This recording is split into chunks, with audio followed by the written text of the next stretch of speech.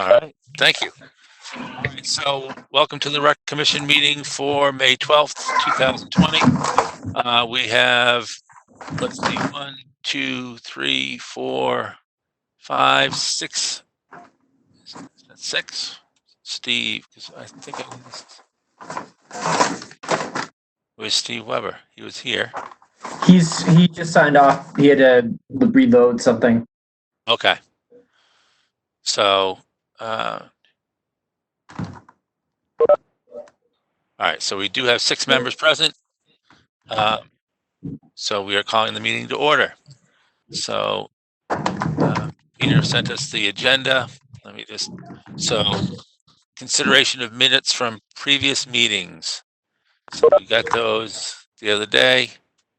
Everybody get a chance to review those? Yep. And he sent it to us twice, right? The same one. Yeah. Oh, okay. No, so there's 2 different ones. Yeah, we have the public and then the non-public. Well, I mean, he has the meeting date of 4/14. The adjustments, I believe. No. No, 4/24.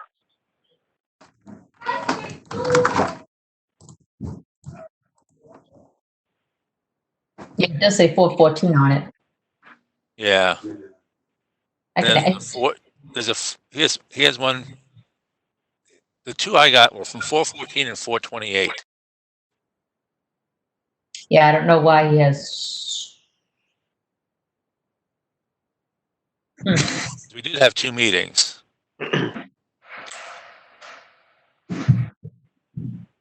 We did meet on the 14th, right? I don't think I attended that. The non-public was. Yeah, it should be 28. Yeah, it should be public and non-public on the 28th. Yeah. Yeah, I think we already approved the minutes for the 14th last time we met. So he just has the date stamp wrong on that one. Right. Yeah. Okay.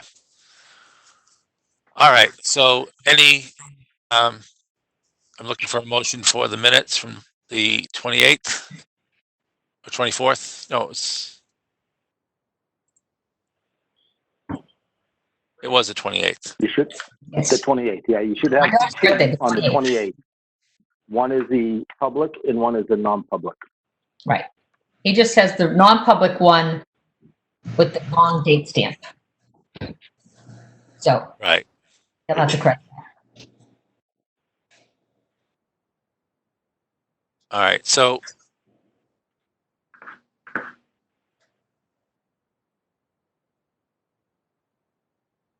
all right, my question is,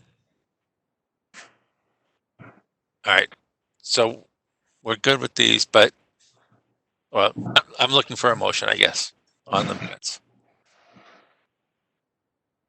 I'll move to accept the minutes from April 28th for both the public and non-public sessions. Okay, I have a motion. Do I hear a second? And that was a motion by Peter Ames. I'll second it. A second. Begin. So that was second by Stephen Gannon. Any discussion? I mean, obviously, we just need to change that meeting date on the non-public to 4/28. And Steve Weber, I'm assuming that does the non-public note minutes get posted in the same access as the public? No, they don't. Usually we seal non-public minutes for a certain amount of time or indefinitely. Okay. So I don't know if we made a motion or not last time to seal them or not. We did not. So, I mean, we could go ahead and make a motion, and that way they just, they get held in a different repository. Because if you seal them only to a certain date, after that date, if the public wanted to see those meeting minutes, they would be allowed to. Right, but I'm just looking at them, and I mean, our discussion, the what we were concerned with as far as keeping it non-public really didn't come to fruition. Correct, and the granularity is not in the meeting minutes anyways, it's just the vote that's in the meeting minutes. Right, so I don't see any need to seal these if that's... Correct. Yep, I agree. Okay. Any other discussion? Nope. Okay, so I'll do a roll call vote for ayes and nays. So we'll start with Mr. Ruggles, Aye. Mr. Burns. Sorry, aye. Okay, Colleen. I'll abstain. I wasn't here. I'll abstain. Okay, Mr. Ames, Aye. Mr. Gannon, Aye. Mr. Weber, Aye. and myself. So we have 601 in approval because Chris is here with us now. So we have 7 members. All right. So back to our agenda.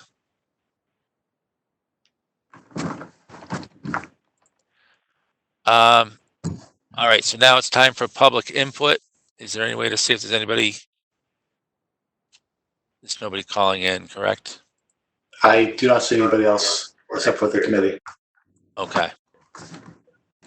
And they would be joining by phone, correct? Correct. They could be joined by phone or be joining WebEx, like by the web app, but no one else is here but you guys. Okay. All right. So at this point, we'll close public input and then go to item 4,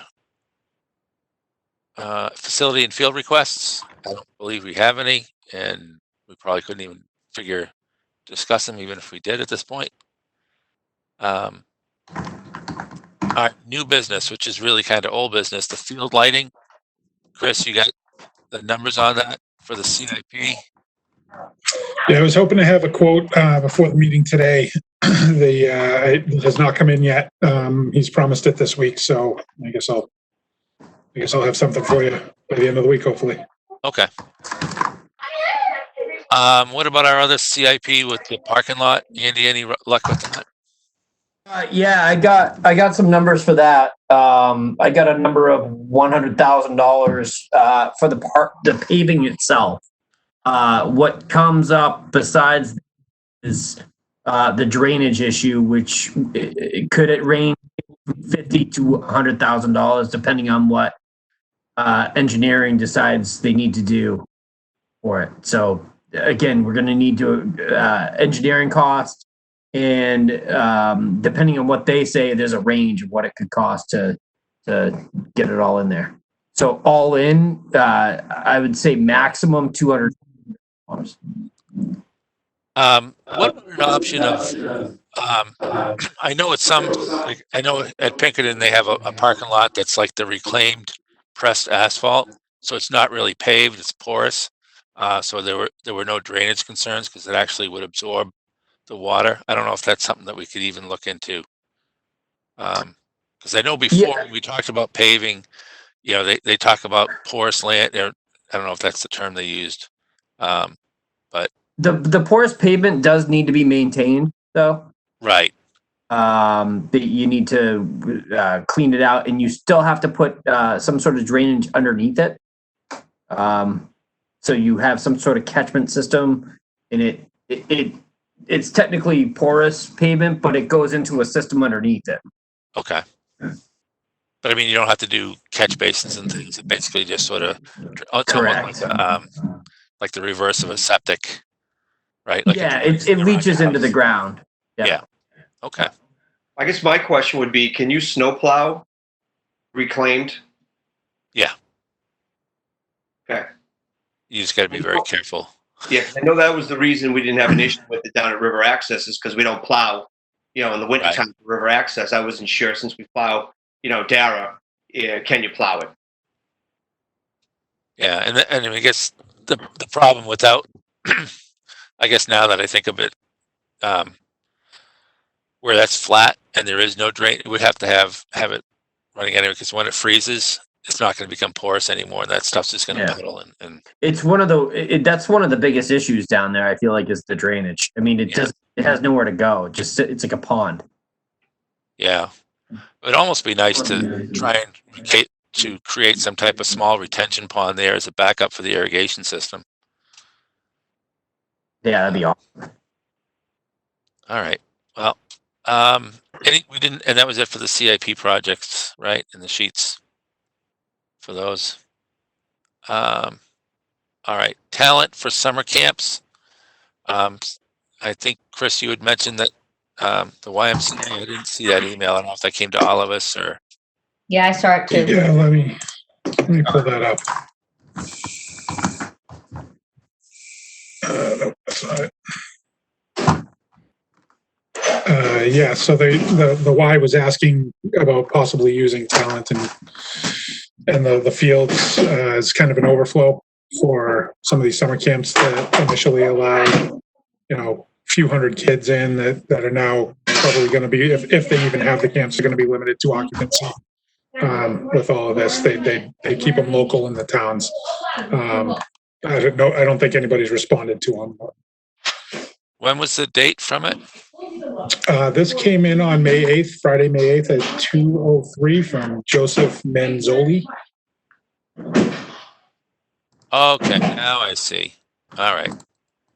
YMCA Partnership. Yep. All right. I mean, maybe what I'll do is I can contact, really right now, I wouldn't want to commit to anything. I don't know what we're going to be able to do ourselves, let alone let the YMCA do.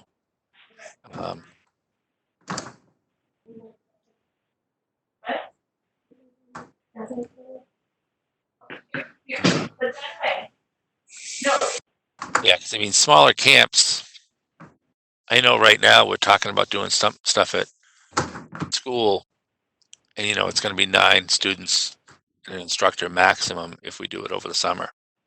I can't see them running a camp with 9 kids. And then we've got the issues of how we're going to make sure that we maintain the restrooms and they're clean. I mean, I don't know. What do you guys think? Yeah, I agree. That'd be tough. Figure that out. Yeah. Not knowing where we are right now, I mean, it's tough to say, let's go have a day camp there. Right.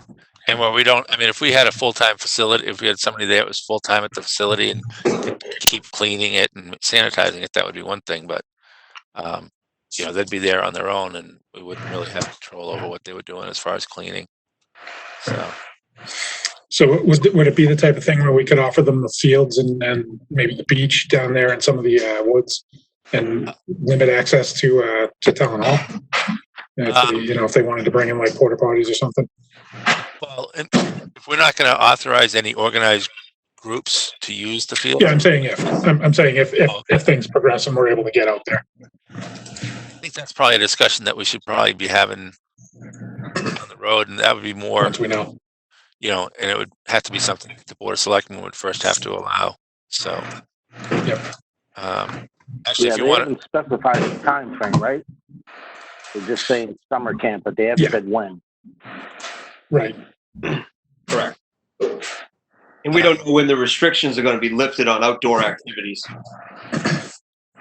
And they didn't say how many, so they don't even know how many kids they're proposing. All right, so what I'll do is I'll reach out to them, I'll contact them, I'll get the information, and I'll bring it up at the next meeting. And just let them know that basically we can't commit to anything. Okay, fair enough. We can't even commit to one, we'll know to do it. But.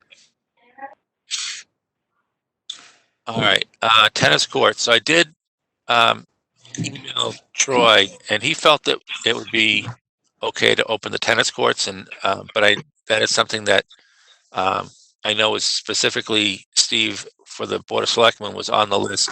The tennis courts and basketball courts were to be shut down. So is that something that we need to get Board of Selectmen approval before we open, or is that something we can open on our own?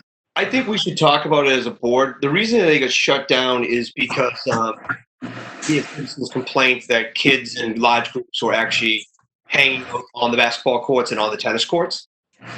My feeling is now we're to the point, especially the tennis courts, when they were hanging out on those, the nets weren't up. So it's pretty hard for 20 kids to be riding BMX bikes and skateboards when you have tennis nets now. And they might have more activity on it. The weather's getting better. So I just think the need for people playing tennis probably keep large groups off the tennis court. And the same with the basketball court. I mean, what do you really sanitize? You can't sanitize the rim. They bring their own ball.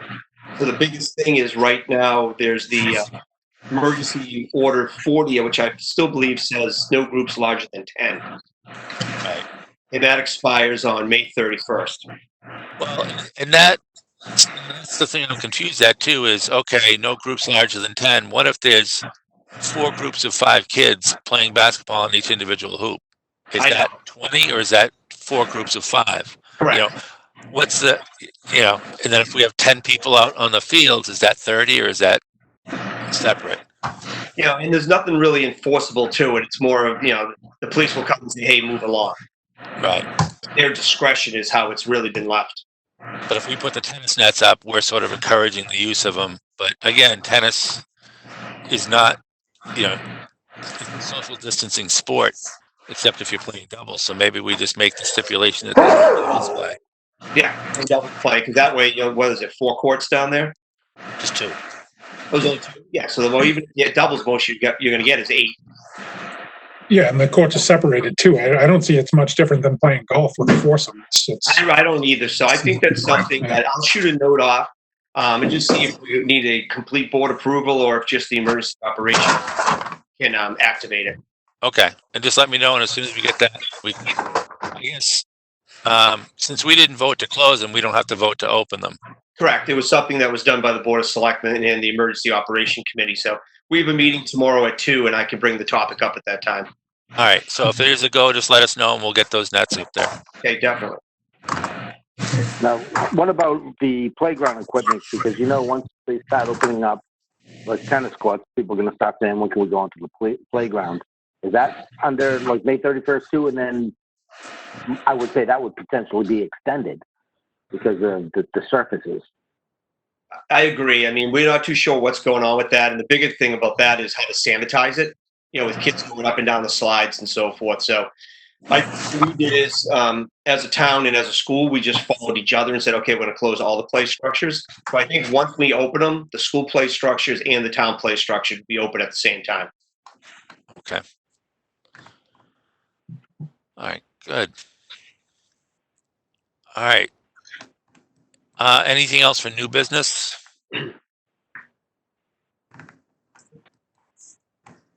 All right, old business, and a lot of that actually was old business kind of too, right? But it was new old.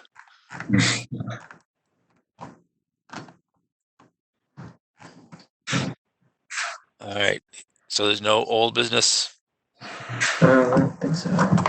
Okay, how about other? Anything else that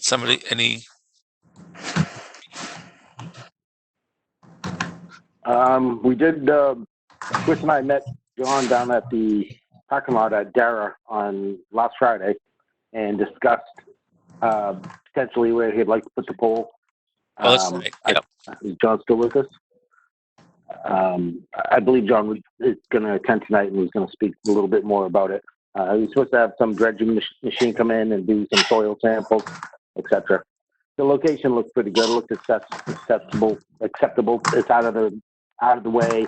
You really won't be able to see much of it from the road, and I don't think it will disturb the neighbors because of the distance from the houses on whatever that side road is, and they won't be able to see it because the trees are going to be in the way, essentially. And that's right in the corner that we talked about originally, up by this. It's probably a little bit lower from the corner, so in that same exact area, but probably closer to the pitching nets. Kind of in that area there. It's meant to take a section of the fence. It'll just be in square off with that fence right there. And as far as the equipment is coming in, we have dig safe coming out just to make sure the area is safe to dig in, obviously. And there's a coring machine that will come in to core the soil. So that's the first step of getting the plans approved for the tower and permission to actually dig the hole. So okay. And I think that'll happen. In order to have that tower there, you have to have that whole area over there paved, right, and drainage put in. No. Nice try.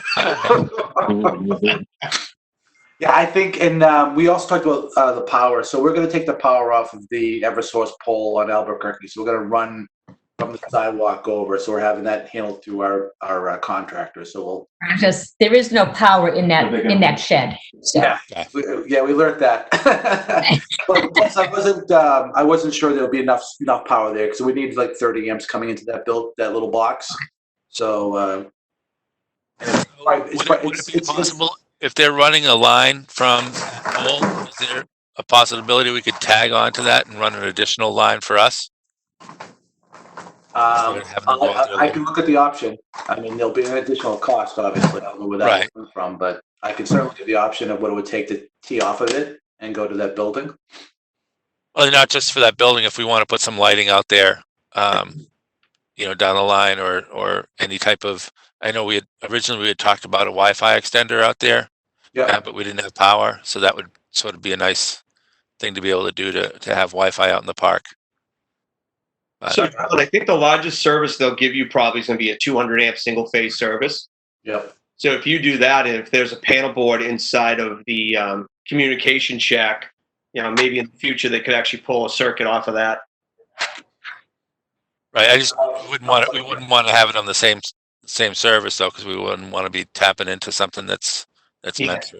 So it'll be a shared meter service at that point. It'll be a town meter at that point, right? Someone has to pay for the power. That's all the work about a meter. Yeah. So that would be the way to do it, because if there was a separate, they'd want to put another tap off of it, and then it's another service charge that we're going to have from Public Service or Eversource, whatever they call themselves these days. Right. Yeah, I'll have to figure out the understand. I don't understand how the feed will come in. I'm not sure. What I was told was going to be some kind of utility feed, so it would be similar to do for lighting, but at a higher ampage. But I'll look at the options. If there's an option, I'll reach back out and we'll figure it out. It may be easier to run it to the building and then us tap off the building, because it's going to be a place to put the panel. Yeah. The enclosure for the radio equipment is probably not going to be large enough for that kind of connection. But I'll look into that for you. All right. Are they going to be putting a telephone pole there? No, my understanding would be underground. They would just bury the wire. Okay.